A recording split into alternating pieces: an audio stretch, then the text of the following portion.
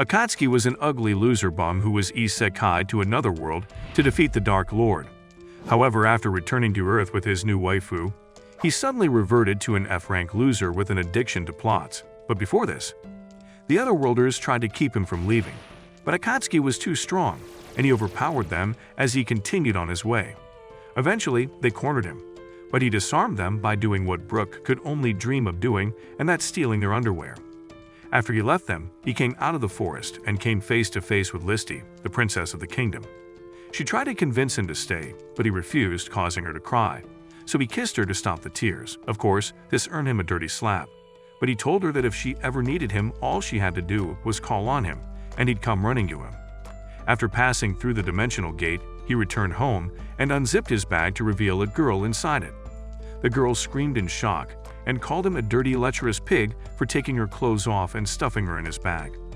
But Akatsuki reminded her that he had to do it so she could pass through the dimensional gate into his world. He then introduced himself to her and asked what her name was, and she told him she was called Miu. The next morning, they were picked up by a car, and during the ride, Akatsuki reminded Miu of their plan. He had told her to tell anyone who asked that she was his long-lost sister, who he had reunited with in the other world. He said she could pretend to have amnesia if they asked further questions about her life before she disappeared. They soon arrived at Babel, a school for young people who had returned to Earth after being isekai'd. There, both Akatsuki and Miu underwent some tests to determine their health status, as well as the abilities they had gained during their stay in the other world. Miu was scared that her tests would reveal that she wasn't from Earth, but Akatsuki assured her that they wouldn't. After they received their results, Miu felt relieved as her secret was still safe. So Akatsuki explained that it was common for otherworldly experiences to mess with people's bodies and memories. Elsewhere, a group of people discussed Akataki's evaluation, and one of them was particularly interested in his titles, True Hero and Overlord. His companions seemed to believe Akatsuki would become a threat, so he decided to go see him in person. Meanwhile, Akatsuki and Miu were taken to an arena by an instructor who explained that the academy had a special barrier. He told them the barrier would prevent any injuries and said physical and magical attacks would only affect them mentally. He asked them to each pick a weapon so they could show him their skills, but Akatsuki refused. He told the instructor he was a faithful follower of the Hulk and as such believed it was best to settle things with his fits. The instructor then asked Miu to show him her skills, which she did but ended up knocking him out in the process. While the medics were fussing over the instructor, a Gojo wannabe walked into the arena. He introduced himself as Kyuya Hakami, the student council president, and asked the medics to take the instructor away. As they walked away, he told Akatsuki that he would be his opponent. However, he wasn't going to fight him because all he wanted was to assess his skill level and strength. The next moment, an ice pillar came out of the ground and nearly knocked Miu down, but Akatsuki saved her just in time. He scolded Kyuya for intentionally going after Miu, but Kyuya told him he was just testing his reflexes. He then asked him to prove his so-called strength by smashing the pillar to pieces, just like Saitama would do with one punch. Akatsuki agreed, but Miu pointed out that the ice pillar wasn't only made of ice. She told him that punching the pillar would break his bones, but Akatsuki ignored her and asked Kyuya if he'd get to fight him once he broke the pillar. Kyuya agreed, so Akatsuki channeled energy into his arm before punching the pillar, but nothing happened. However, Kyuya was impressed by his skill and welcomed both of them to the academy before letting them go. When they were gone, Kyuya passed his hand on the pillar and it shattered, but as he stood there, he told himself that he wanted Akatsuki's power for himself. Later that night during dinner, Akatsuki couldn't help but remember how Garius, the Dark Lord he had slain who also happened to be Miu's father, had entrusted her to him. He had asked him to watch over her, because the fate that awaited her as the daughter of the Dark Lord wasn't good. That same night, while Akatsuki slept like a bear in hibernation, Miu couldn't help but think of how her father had put her under his care. In the end, she went to his room as she recalled her father's words to her before he died. Since he'd told her she could get rid of Akatsuki the moment she realized he wasn't trustworthy, she decided to do so immediately. However, when she thought of how nice he'd been to her, she changed her mind. But before she could leave, Akatsuki grabbed her hand. Miu became scared that he had sensed her murderous intent, but soon realized she was wrong when he flipped her onto the bed. Not only was he but naked, he was still fast asleep and attempted to kiss her. Miu tried struggling against the sleep-talking wank lord, but it was useless as he was stronger than her. To make matters worse, he took off her shirt and began massaging her note bags, so to save herself, she hit him in the head with an alarm clock. The following day when they arrived at school, everyone stared at them like they were Barbie and Ken in the real world. Mu felt uncomfortable with the attention, but Akatsuki assured her that everything was fine as he took a seat. The next moment, they were approached by a female student who explained that the reason everyone stared at them was because they had heard about their skill tests. She told them it was unheard of for new students to be put in Class B the moment they were enrolled, saying that the rest of them worked their way up from Class E, so they were curious about anyone who didn't have to do the same. She then introduced herself as Chika Jasumi, when Akatsuki pointed out that she knew a lot about them and they knew nothing about her. She also tried to warn Akatsuki to find another seat, but before she could explain, a red-haired boy walked into the classroom. He demanded to know why Akatsuki was in his seat, and as he made his way to them, Isumi told them his name was Kenya. She said he'd been dropped from Class A, so he considered the rest of the class to be weaklings compared to him. When Kenya got closer, Akatsuki wasted no time in kicking his butt and threw him out of the classroom. He then approached Kenya and began squeezing his head as he told him the thing he loved the most was destroying the pride of pompous assholes like him and squeezed harder. Just as Mew told him to stop acting like wild gorillas, a group of students from the discipline committee arrived. Isumi told Mew and Akatsuki that they worked under the student council to maintain peace in the school. Mew tried telling Akatsuki to let them know that Kenya had started the fight, but he told her he didn't mind facing the committee. Later on, he was taken to the student council office and asked to wait. This was a very simple instruction, but since Akatsuki wasn't one to follow rules, he sat at Kyuya's desk. When the members of the student council entered the room, they scolded him for his actions. However, Akatsuki ignored them, and the moment Kyuya stepped into the room, he tried to attack him. The other council members tried to stop him by using magic, but he deflected all their attacks. Eventually, he stood before Kyuya, who hadn't moved a muscle while his fellow council members tried to attack Akatsuki. When Kyuya asked why he'd attacked Akatsuki, told him he assumed he wanted to fight since they had summoned him to the council room. Kyuya told him he had no idea why he was summoned, and the green-haired girl, whose name was Haruka, said she had called for him. She then warned him that the student council would be watching his every move. She also warned him that the next time he foolishly tried to attack Kenya, she wouldn't hesitate to put him in his place. After Akatsuki left the council room, he was approached by a girl named Kuzuha Dumoto. She told him she was the class representative for Class B and said she had come to take him to the next lecture, which was taking place elsewhere. On their way there, Haruka landed before them, and she swore to make Akatsuki pay for his stupid tricks. But Akatsuki just laughed as he held up her underwear. It turned out he'd swept her underwear while she was speaking to him in the council room, and she hadn't noticed until just then. Haruka felt humiliated and tried attacking him, but all she succeeded in doing was giving him a chance to steal her plot covers. To make matters worse, her shirt opened up, and her airbags were wobbling about as she indirectly gave everyone a show. Quickly, she covered herself and once again swore to make him pay before running off. Soon after, Akatsuki and Kuzuha arrived at the arena for their next class, and he was greeted with the sight of Mew's massive jugs trying to escape from their prison. Mew was embarrassed and tried to hide, but Isumi and Kuzuha managed to convince her that it was okay. After the class, Mew and Akatsuki were helping Kuzuha put away the equipment when they discovered Isumi with her tongue down a girl's throat. Kuzuha immediately spoke up and asked Isumi to stop acting like a shameless hoe, causing the other girl to run off. Unfortunately, she slammed the door behind her, trapping the four of them in the storage room. Having no other choice, they had to sit and wait until someone came looking for them. While they waited, the girls noticed Kuzuha fidgeting and realized she needed to pee, so they suggested she make a toilet with sandbags in the corner. Kuzuha refused and admitted that if she stood up, she wet herself, so Akatsuki offered a solution which involved the other girls. He then manipulated their bodies using his energy manipulation technique so that they also had an intense urge to pee. Eventually, all three of them wet themselves just as Haruka opened the door, allowing them to run off in shame. The next day during lunch, Kenya bullied his way to the front of the line, but Akatsuki made sure to give him a taste of his own medicine. After making Kenya move to the back of the line, he allowed the student who Kenya had bullied earlier to retake his spot. This made the other students start talking about how Kenya's reign of terror was coming to an end. Unfortunately, their words only fueled Kenya's anger and hatred for Akatsuki, and he vowed to make him pay for humiliating him. Meanwhile, Kuzuha had been summoned to the student council room by Haruka, and when she returned to class, Miu and Isumi asked why she'd been called, but she told them to mind their business. On her way home that day, she was approached by Akatsuki. who told her he was aware that the student council wanted her to report his every move to them. She told him that if she failed to turn in the report on him, she would be sent back to elementary school. However, she wasn't completely against the idea, as she always felt out of place at Babel. She admitted that no matter how much she studied, it could never make her an adult, and she was okay with it. Sometime later, Mayu and Isumi saw Akatsuki and Kuzuha going into a manga cafe, which had rooms. Since they were such busybodies, they followed them, hoping to find out what they were doing. On the other hand, Akatsuki took Kuzuha into their room and told her he was going to make her an adult. Mayu kept trying to listen over the wall, but Isumi couldn't keep her hands off her plots, making Mayu all hot and bothered. Back in Akatsuki and Kuzuha's room, Kuzuha assumed Akatsuki was trying to develop plot with her.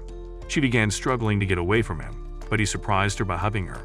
He also told her that the only way she'd feel like she belonged in Babel was by being her true self, and not by pretending to be an adult. When they decided to leave, they bumped into Isumi and Miyu, who assumed Akatsuki had taken advantage of their friend and started scolding him. The next day, Haruka was going crazy in the council room because Kuzuha had yet to turn in her report. Manami and Usaki tried to get her to calm down, but she refused, saying Akatsuki had to be punished. Just as Usaki pointed out that her grudge against Akatsuki was because he stole her underwear, Kyuya walked in. Immediately, Haruka tried talking to him about Akatsuki, but he cut her off, saying he'd handle everything concerning Akatsuki himself. Meanwhile, a suspicious person gained access to one of the control rooms and messed with the systems. Later that day, Akatsuki's class gathered in the practice arena for combat lessons, and they were each given a wristband. The wristband was called an arms device, AD for short, and it allowed the wearer to create a weapon suitable for themselves. Miyu gave it a try and her weapon appeared as a staff, but when Akatsuki tried, he couldn't make any weapons. As the class progressed, the instructor asked the students to either form groups and go to the next arena or remain in the current arena and engage in one-on-one combat. Akatsuki tried to join the girls, but they shunned him and walked away. So he challenged Kenya to a fight instead. At first, Kenya tried to refuse, but when he discovered that Akatsuki couldn't produce weapons with his ADD and couldn't use magic, he agreed. The moment the match began, Kenya attacked Akatsuki with fire magic, not giving him the chance to defend himself. As the flames engulfed Akatsuki, Kenya smiled thinking he'd won, but his smug smile was wiped off his stupid-ass face when he saw Akatsuki was unharmed. He then tried attacking with his weapons, but Akatsuki deflected them before charging at him. Kenya was so scared he passed out, so Akatsuki helped himself to his AD and tried to summon a weapon. Just as the weapon began materializing, he heard screams coming from the second arena. It turned out the monster Miyu and the others were fighting had gone crazy and was turning everyone to stone. Mayu, Isumi, and Kuzuha tried to take it down, but they only succeeded in making it stronger because it absorbed their magic. Eventually, Isumi and Kuzuha got hit and were also turned into stone, leaving Miyu to fight the creature alone until Akatsuki arrived. Miyu warned him that magical and direct attacks were useless against the creature, so he told her he had a way to handle it. He then raised his right hand, which had at least 7 AD bands, and created a very large sword. Armed with his weapon, he attacked the creature and began fighting it off, but he wasn't too lucky to avoid getting hit by it. When he realized his arm was turning to stone, he channeled his remaining energy into the sword and destroyed the creature, returning everyone to normal. Meanwhile, the student council members had done some digging and discovered that Kenya had messed with the system. On the other hand, Akatsuki tracked another student named Tanaka to the furnace room where he intended to get rid of the access card in his possession. Tanaka tried hiding it, but Akatsuki outright accused him of causing the commotion with the creature. As it turns out, Kenya had forced him to mess with the system, but Tanaka had made it worse. Akatsuki told him he was aware that he pretended to be weak and was only waiting for time to get back at Kenya. Tanaka eventually stopped acting innocent and attacked Akatsuki, who allowed himself to get hit. When he got back up, Tanaka was surprised, so Akatsuki explained that he used his linked energy manipulation technique to defend himself. This made Tanaka decide to attack the building itself instead of Akatsuki, so that way he could destroy the school. He admitted that he planned to destroy Babel as it was being used to train kids, who would be sent to the battlefield when the need arose. Akatsuki pointed out that destroying the building would not only injure the students but also lead to their deaths, but Tanaka insisted that sacrifices were often needed during a revolution. Right before he could activate the spell, Kyuya arrived and turned him into a block of ice. Akatsuki asked Kyuya why he had come, and he told him he was there for the same reason as him. Akatsuki then put away his weapon and left, saying he was more concerned about his sister's welfare. When he got to the arena, Miu was helping those who had been injured with first aid treatments, but she soon collapsed from exhaustion. Later on, she woke up at the clinic just as Akatsuki arrived with some canned drinks. He asked Miu if she was doing all right, and she told him she was, but a quick squeeze of her shoulder proved she was lying. Akatsuki then channeled some energy into her body, and immediately she felt better, so she asked if it was healing magic. He told her it was a process called vivification, and said it helped to speed up the healing process of one's body. Miu thanked him but asked if he hadn't done something else to her body, just like he'd done in the storage room. Akatsuki assured her that if he wanted to, he just pushed the right buttons, and to prove it, he poked her cheek. Immediately, Miu moved away and asked Akatsuki what he'd done to her, but she soon realized her eyes were teary. Akatsuki turned to face the window and told her that she was allowed to cry if she needed to. He said since the death of her father, she hadn't grieved properly, so he encouraged her to do so. He told her he was willing to listen if she wanted to talk, and said he would not have a problem if she directed all her anger towards him for slaying her father. Miu soon burst into tears and held on to him. The following day, Miu woke up and went to take a shower, and while she was there, she made a note to go shopping with Asumi and Kuzuha. However, her calm shower was soon interrupted when she heard Akatsuki's voice. Looking above her head, she discovered the shameless peeping Tom standing on the ceiling above her, causing her to scream. Later during breakfast, Akatsuki suddenly became annoyed when he heard the news about an organization called Cocoon. Later on during lunch at school, Miu asked Asumi and Kuzuha what Cocoon was, and they told her it meant children of cross over other nations. Kuzuha told her that the members of the organization helped run the world, and said each one of them was stronger than their entire nation's military. They were responsible for every Babel institution, and were in charge of training every student. In another part of the school on the rooftop, Akatsuki stood thinking about the Kotsuo and news. His thoughts were soon interrupted by another student who had come up for some air. The boy recognized Akatsuki immediately, and instead of greeting him, he tried to punch him. Akatsuki caught his fist and the two began fighting. But after Akatsuki knocked him on his ass, the boy called off the fight. Akatsuki helped him to his feet, and he insisted that Akatsuki spend time with him after school on Monday, saying he had someone he wanted to introduce to him. Akatsuki pointed out that he was a stranger, so the boy introduced himself as Motoharu Keidu from Class A. That evening, Miu and Akatsuki went to the convenience store to pick up some items. On their way home, he told Miu that he'd take her on her first shopping trip to the mall the next day. The next day, Akatsuki, Asumi, and Kuzuha took Miu to the mall to do some shopping at a lingerie store. The girls got one of the store attendants to measure Miu's chest so she could bring some underwear for her to try on.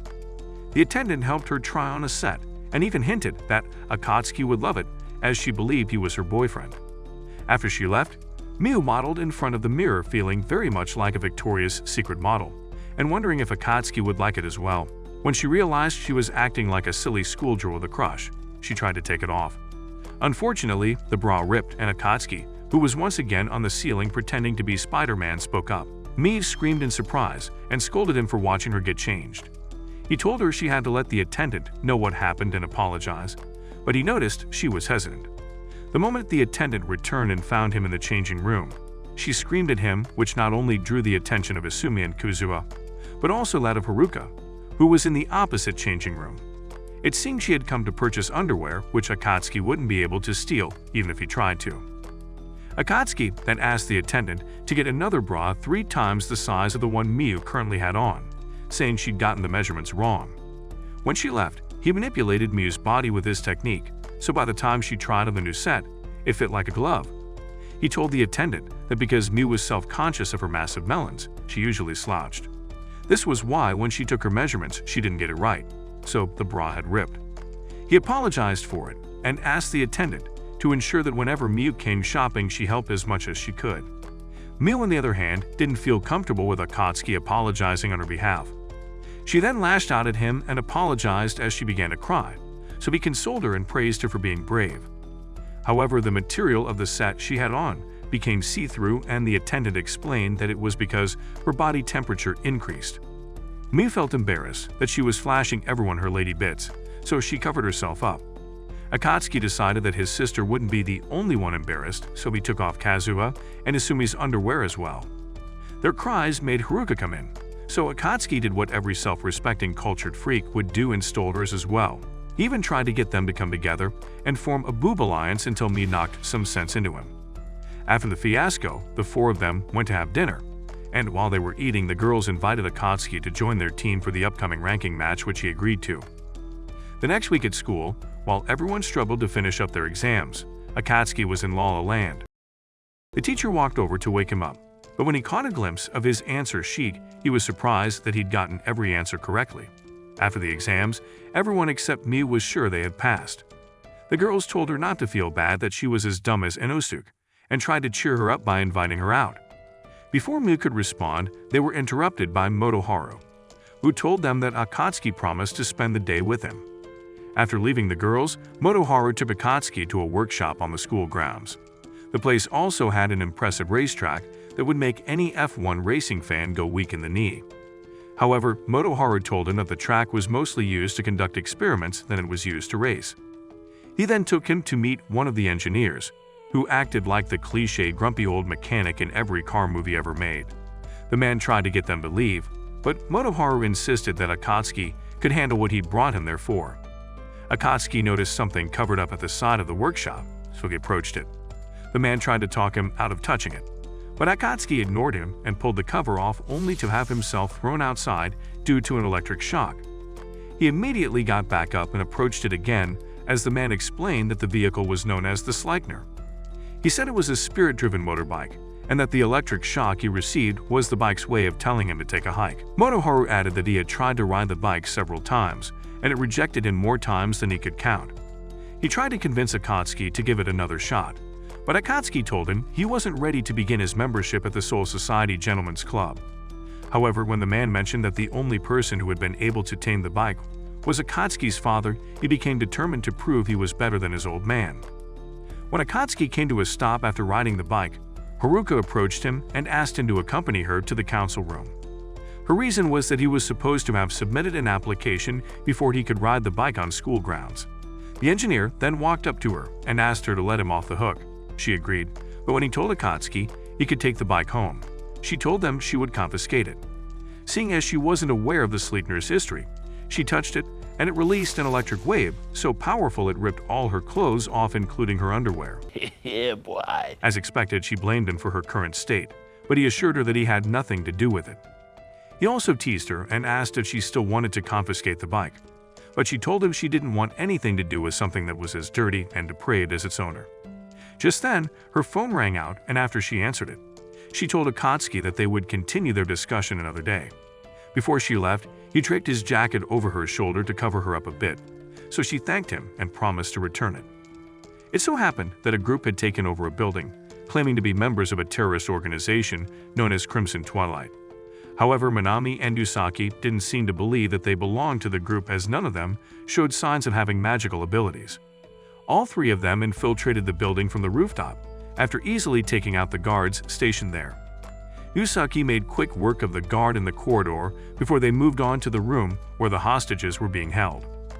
Minami used her earth magic to create a stone wall around the hostages, so Yusaki and Haruka could take out the remaining hostages. Unfortunately, one of the terrorists had pretended to be a hostage, and when they took out his comrades, he grabbed a young girl. He threatened to blow her brains out if they didn't get in a helicopter. Fearing for the child's safety, they agreed. On the roof, Haruka told Minami and Yusaki to get ready to attack the moment the guy turned his attention to the helicopter. However, she asked them to prioritize the child's safety before anything else. But the moment the child began to cry, Akatsuki appeared out of nowhere and punched him in the face. Haruka and the others used the momentary confusion to take out the remaining terrorists on the roof. After they were all apprehended, Haruka scolded Akatsuki for his reckless actions, but he insisted that he couldn't stand by and watch a lady cry. After he walked away, the child's mother arrived and thanked Haruka for saving her daughter, even though she told her she hadn't been the one to do so.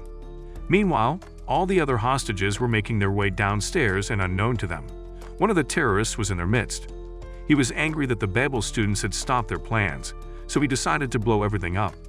However, he was stopped by Motoharu, who decided to teach him a lesson. A few days later, in a lizard, the world Akatsuki returned from, and the rulers of the different nations came together to discuss an alliance. Lord Barum, the emperor of the Distia Empire, informed the others that he had received information about Mie's whereabouts. He insisted they send a party to retrieve her, but Queen Listy argued that bringing her back would only cause more trouble with the Dark Clan. Baram argued that as long as Mu lived, the Dark Clan would always have hope of a new Dark Lord. Listy tried to argue with him, but Emperor Volk backed Baram, saying that Mu's very existence was a threat to the newfound peace brought forth by the death of her father. He then asked Baram where Mu was, and he told them she had left a lizard and was now on Earth. Meanwhile, the student council members except Kuya, as well as Akatsuki and the girls, were at the beach. Mu felt a little self-conscious because of how much skin she was showing, but Akatsuki managed to make her feel better. He then suggested they go have fun, but Mu asked them to go ahead before approaching Haruka. She invited her to join them, but Haruka tried to refuse until her friends told her it would be a good way to make peace with Akatsuki. Haruka agreed and followed Mu to play volleyball with the gang before they joined a swimsuit stealing contest that Motoharu told them about. The rules of the game were simple. Whoever was chosen had to avoid getting their swimsuit stolen for an entire hour. Out of all the people gathered, Akatsuki was selected, and he immediately tried to hide out until the time was up. However, the other contestants found him, so he defended himself by stealing their swimsuits off their bodies. One by one, all the contestants fell victim to Akatsuki, which only proved that he'd mastered his swiping skills from none other than Swipper the Fox. Meanwhile, the rulers and a lizard were convinced Lord Baram had smoked some high-quality pot before attending the meeting, as he kept insisting Mu was on Earth. Listy reminded him that only those from Earth could pass through the gate, so Baram told them that Akatsuki had been the one to take Mu through the gate. Back at the beach, Mu and the others realized they were the only ones Akatsuki hadn't attacked yet, so they came up with a plan. When he tried attacking them, Kuzua and Isumi fought him off using their magic before trapping him in a sand hole. Both girls felt proud of their achievements and began discussing whether or not they should take his swimsuit when they noticed he'd escaped. Before Isumi could react, she found herself in Akatsuki's arms as he jumped in the air. By the time he came back down, he'd taken off her bikini top.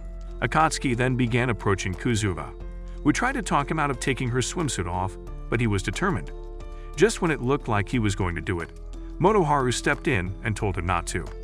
He said the event was going to be televised, and no one wanted to see a chibi-looking, lowly built like a stick.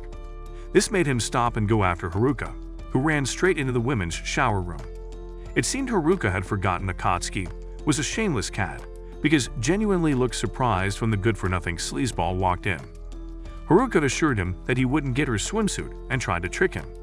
But she accidentally slipped on a bar of soap and had to be saved by Akatsuki, who used the chance to steal her swimsuit. Haruka felt so embarrassed and cursed at him, but he didn't care as he jumped out of the window in search of Miu. He found her floating in the water, and when she saw him she almost drowned in shock. Akatsuki saved her, but being the cultured rake that he was, he grabbed hold of her plots, saying he wanted to help her hide them. As Miu struggled, he slipped his hands inside and began playing with her chest. Fortunately, she was saved by the MC, who had announced they had been disqualified for going in the water. Miu felt relieved, but soon realized her swimsuit was turning invisible, so Akatsuki carried her in his arms to prevent anyone from seeing her lady bits. Back in a lizard, the rulers gathered in front of the dimensional gate. Lord Baram then introduced them to a young man named Phil Burnett, who would be in charge of retrieving Miu. Listy said that it was impossible to return through the gate after going through it, but Baram argued that it was possible because Akatsuki had found a way to take Miu with him. As Phil walked towards the gate, he asked Baram what he was to do with Akatsuki if he intervened, and he permitted him to get rid of him. Listy pointed out that Akatsuki was the hero of their world, but Baram said he was a shame and a fake who didn't listen to anyone. He reminded her that the former hero Leon had died because he was protecting Akatsuki. Still, Listy insisted that labeling Akatsuki a traitor was disrespectful, because he'd been the one to save them from the Dark Lord. Baram told her that Phil returning with Miu would prove Akatsuki was indeed a traitor. Before Phil could pass through the gates, one of Listy's subordinates asked him to prove his skills in a fight. Phil easily got rid of the foot soldiers, but Baram prevented him from going any further with the fight and asked him to go ahead, so he left. At the same time, the students of Babel were about to begin the ranking matches. While they waited, Akatsuki, Motoharu, and the girls stood together discussing, and Motoharu informed Akatsuki that the student council members would also join the match. Akatsuki was very happy to get a chance to fight Kuya, but his hopes were dashed when Kuya told him he wouldn't be participating in the match. He said he had to attend the summit meeting for the Kotsio members, but assured him that he'd get the chance to fight the other 3 members. When Akatsuki indirectly called him a spineless wimp, Gyuya told him that he would try to be available on the second day of the ranking match. This seemed to satisfy Akatsuki, but of course, Haruka had to have the final say, and she told Akatsuki that she couldn't wait to fight him. When it was finally time for the match to begin, a screen appeared in the arena and the instructor told them how the matches would go. Kuzuha and Asumi also let Akatsuki and Asumi know that their AD bands could change their outfits, so they gave it a shot. While everyone else was dressed in regular adventure clothes, Mai looked like she was going to audition for the lead role in 50 Shades of Grey. She immediately tried to cover up because of how everyone was gawking at her, so Akatsuki stepped in front of her. He told them to stop watching Miu and said if they didn't, he'd beat them up so bad they would never be able to get their flagpoles up again. What did he say? When the match began, Akatsuki and the Mystery Gang, girls, proved themselves by taking down a lot of opponents. Their winning streak drew the attention of those in the control center, as they had already taken out 14 different teams in less than an hour. When one of the instructors mentioned that Akatsuki was so good he could take on the student council, Haruka disagreed. Minami and Yusaki tried to make her see that Akatsuki was skilled, but she refused to listen. She felt insulted that they even considered a washed-up loser like Akatsuki to be in the same league as them. She then insisted that they join the ranking match that evening, so they could put Akatsuki in his place once and for all. When evening came, Akatsuki's teams made a fire, and he suggested that Kuzuha and Asumi use their powers to create a hot spring. The girls began to warm up to the idea, but after Miu had a very realistic imagination of what could go wrong, she refused. The next moment, they were approached by Haruka, Usaki, and Minami, and Haruka challenged into a fight. Akatsuki agreed even though the girls tried to talk him out of it, making Miu ask Haruka why she hated Akatsuki so much. The question made Haruka defend her, but Yusaki explained that Haruka wanted revenge for what Akatsuki did to her on the beach. Miu became so mad that she called Akatsuki a disgusting degenerate with no morals, and said she hoped he got beaten by Haruka. After Akatsuki walked away with Haruka and the others, she asked what he thought about the ranking matches so far. He told them that he found them lacking and unimpressive, but said he hoped to rectify it when he fought against Kyuya. Haruka told him he didn't have to wait long to get excited over a real match, as they were glad to take him on. Yusaki then created a barrier to block out sounds so they could fight without drawing attention to themselves. Akatsuki told them that fighting them would be a good warm-up exercise for his fight with Kyuya, which annoyed Haruka. She instructed Usaki and Minami not to interfere, as she would fight Akatsuki on her own to prove her worth. She then summoned her weapons and attacked Akatsuki, but he deceived her with an afterimage. When she noticed him again, she attacked him with wind magic, but it didn't slow him down as he tried to cut her. Haruka quickly jumped in the air to avoid getting hit, but Akatsuki went after her and knocked her down with an energy blast. Fortunately, she landed on her feet, but Akatsuki followed her and held his sword to her neck. He was just telling her to give up when he was attacked by Minami's earth magic and Yusaki's fire magic. Haruka scolded them for interfering with the match, but they told her that if she lost to Akatsuki, it would be a big shame. However, she argued that it would be a bigger shame if people found out it took all three of them to take him down. Just then, the flames engulfing Akatsuki died out, and he told them he'd expected them to gang up against him. Yusaki asked how he was able to remain unharmed, and he told them he'd put up an anti-magical barrier to protect himself. This made his three opponents infuse their weapons with magic as they prepared to attack him again. Before they could attack, Akatsuki used his energy manipulation techniques to hold them in place as he sent an energy wave towards them. However, Motoharu intervened and stopped the wave before it could get to them. Akatsuki asked why he did that, so he informed him that the protective barrier around the school was down. It was then they realized that the scratch on Akatsuki's face was bleeding, which surprised them. The next moment, there was a loud explosion, and Haruka pointed out that it came from the direction Miu and the others were in. A few minutes before the explosion, Miu, Kuzuha, and Asumi were busy talking when Phil approached them and told Miu that he had come to take her back to a lizard. At the same time, those in the control room discovered the barrier was down and were trying to restore it to avoid anyone getting hurt. By the time Akatsuki and the council members arrived at his camp, they found Asumi and Kuzuha unconscious. Kuzuha regained her consciousness and was able to tell them that Miu had acted as bait and led the enemy away after he attacked. Akatsuki had to use his linked energy manipulation ability to boost their body's healing abilities. He then asked Haruka to get the girls to the clinic and asked Usaki and Minami to locate all the other students and get them as far away as possible. They tried to stop him from going after Phil alone, but he reminded them that they couldn't stop and ran off to find Miu. Meanwhile, Miu was trying to get as far away from Phil as possible when Kenya challenged Phil to a fight. Phil warned him that fighting against him would be useless because he was nothing but a pathetic weakling. Phil also reminded him that he was the one who helped him get rid of the barrier, but Kenya insisted he was going to fight him anyway. He first attacked him with an explosive spell, but Phil remained unharmed. In return, Phil punched him in the stomach but realized it was just a mirage as Kenya created another explosion.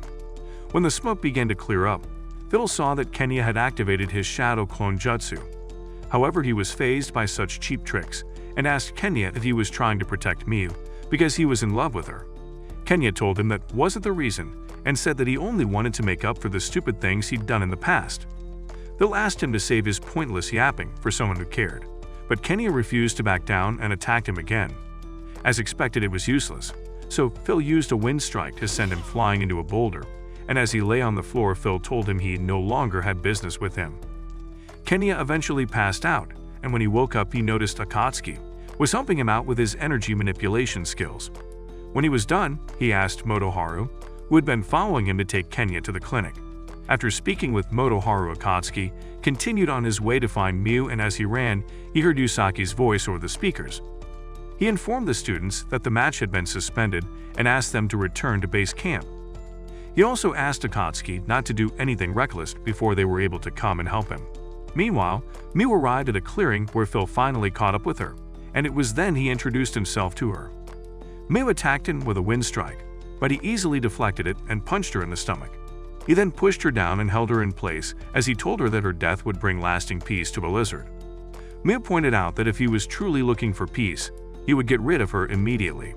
Phil then admitted that they needed her to return to a lizard to draw out the rest of the Dark Clan members. He also tried to assault her, claiming that he wanted to find out how she managed to convince Akatsuki to bring her to Earth. As Miu struggled against him, he told her that as long as she was alive, those she cared about would keep getting hurt. His words seemed to get to her, because she began to cry just as Akatsuki arrived and told Phil he was going to pay. The two men charged at each other and began to fight, but as they clashed against one another, Phil revealed he'd gotten some information about Babel from some unwilling helpers. He also told him that he was stupid for defending Miu when she was the daughter of humanity's greatest threat. Akatsuki told him to shut his trap as they continued to fight, and he attacked Phil with a powerful energy blast. Phil managed to block it, so Akatsuki charged at him again and made sure to release his energy into him, causing him to jump back.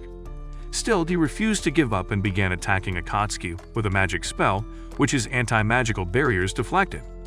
Akatsuki then created a large energy ball and threw it at Phil, who assumed he had enough plot armor to protect him. He foolishly tried blocking the blast using a magical barrier, even though Akatsuki told him the ball was pure energy.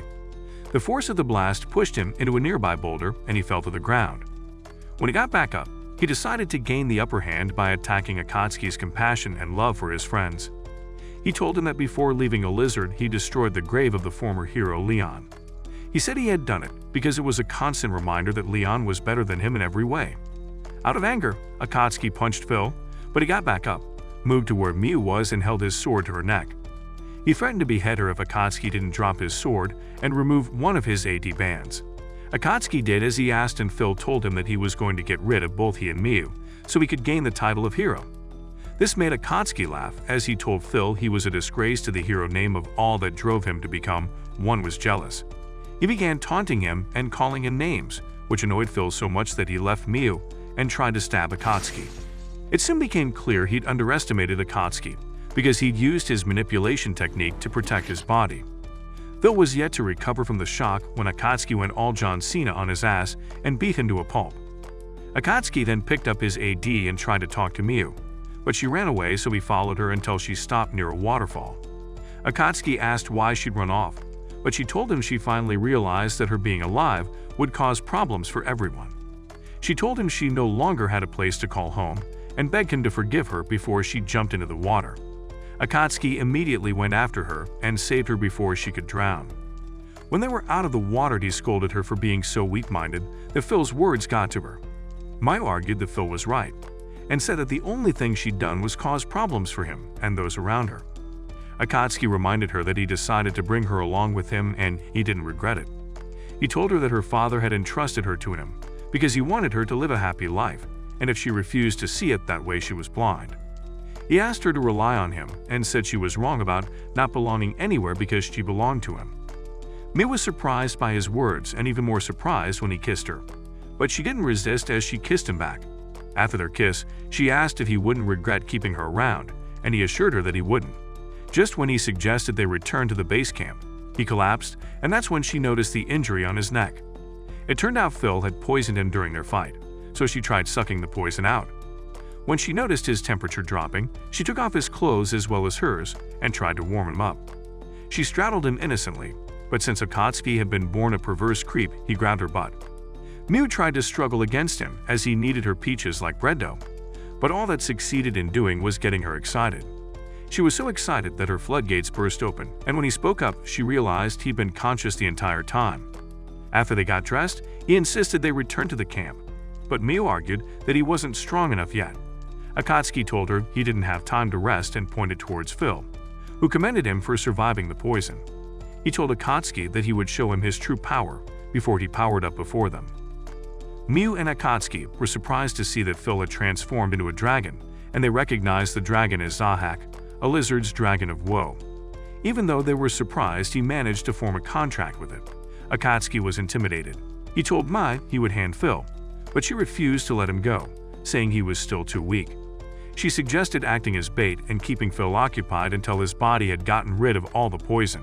Akatsuki tried to refuse, so she pushed him aside and rushed towards Phil, but told Akatsuki that she'd wait for him to come rescue her.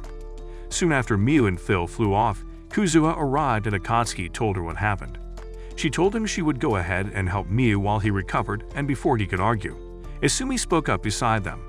Akatsuki knew there was nothing he'd say to change their minds, so he agreed to let them go, saying all he needed was 30 minutes. Meanwhile, Miu was busy battling against Phil when she realized that her magical attacks were useless against him. He managed to push her to the ground and would have squashed her like a bug if Haruka hadn't swooped in and saved her.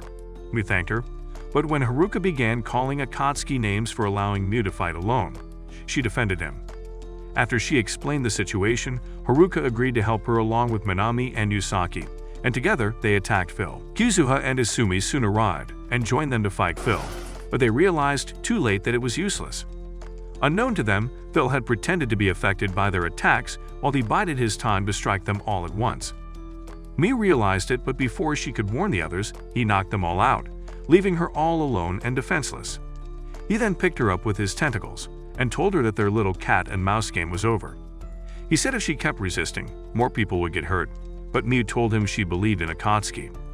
Phil reminded her that Akatsuki was the reason she was an orphan, but Mai stood her ground and defended Akatsuki. She told Phil that she would never acknowledge him as a hero and said that she would not become the Dark Lord. However, he told her he didn't care what she thought and tried to return to a lizard. Just before they could disappear, Akatsuki arrived on his motorbike and saved her from Phil before he dropped her off with the others. He then attacked Phil, and the two of them tried to recreate the Onigashima fight. Phil was able to push Akatsuki back, but he didn't realize Akatsuki had used his attacks as a means to push his energy into his body. Phil became annoyed and told Akatsuki not to get too cocky before he tried to blast Miu out of existence. Akatsuki screamed at Miu to get away, but it was already too late. Fortunately, he got to her in time and deflected the blast before it could harm either her or their friends, who were still unconscious. Even though he stopped the blast, it still destroyed his sword and one of his AD bands. Miu tried to talk him out of continuing the fight, but he told her to have a little faith in him because there was no way he'd lose to an oversized lizard with wings. While they were talking, Haruka called out to Akatsuki as she walked over to them and gave him her AD to replace his. Akatsuki took it and charged at Phil, trying to pull a Saitama, but he fell back and Phil tried to blast him. Akatsuki defended himself with his sword until the blast became too much for him to handle and he was hit. As he fell, Miu screamed at him to wake up and prove that he wasn't all bark and no bite, which seemed to work. Right before his unplanned date with Flora-kun, Akatsuki opened his eyes and activated his sun-breathing technique, which he used to slice Phil into two, thus ending his dreams of becoming the new hero of a lizard. With Phil dead, Miu ran to Akatsuki as she cried, but he hugged her, and they both lived happily ever after. Well, only for a few hours because the Kotioan members reviewed the tape of Akatsuki's fight with Phil. Even though they agreed that he was powerful, They didn't think he was strong enough to join the ranks. As they continued their meeting, it became apparent that they were planning something that the government wasn't aware of. It seemed that whatever it was would shake the world and change the power structure. Kyoya was very adamant that they leave the leader of the Crimson Twilight organization to him to handle. After the meeting, Kyoya reviewed the footage of Mew fighting Phil and told himself how glad he was to find someone powerful enough to hurt a higher life form. Just then, he was interrupted by someone named Michael asked why he had let Akatsuki and the others handle the situation alone. Kyoya told him that there were too many people around and he didn't want to harm them. But Michael told him that sacrifices were necessary sometimes. This made Kyoya remind him that one of those so-called sacrifices was his brother, but Michael brushed him off. Later that day, Monoharu found Akatsuki on the rooftop and informed him that his team had been promoted to Class A. Before Monoharu left, Akatsuki told him that he was aware that he'd helped him during his fight with Phil. On his way down, Monoharu received a call from someone. We told that he wasn't sure Akatsuki would join hands with them. Meanwhile, back in a lizard, the rulers received word that the beasts living in the mountains were out of control. This led them to believe it was because Zahak was dead, which surprised Lord Barum. He refused to believe Phil had lost, but he had no other choice but to accept the facts before him. They were also informed that some of their soldiers had been taken out by members of the Dark Clan, so they made preparations to resolve the issue. As Listy watched her soldiers about to leave, she thought of what Akatsuki told her before he left and began crying. Akatsuki, who was lounging around with Mai, suddenly opened his eyes and he had somewhere to be. That evening at their house, Mew invited Asumi and Kuzuha over to reveal her secret to them, after which Akatsuki informed them of his plans. He told Mew that he had to return to a lizard, as he believed someone was up to something, so the girls insisted on going with him. At the same time, Haruka and Motoharu met outside Akatsuki's house, and when they sensed a dimensional shift, they rushed in. Inside the house, they found Akatsuki and the girls preparing to leave, so they joined them. Do you think the Kokyo-on members are up to something shady? If you wish to find out more, let us know by commenting Senpai. Also, if you like anime recaps like this, then watch this video right here.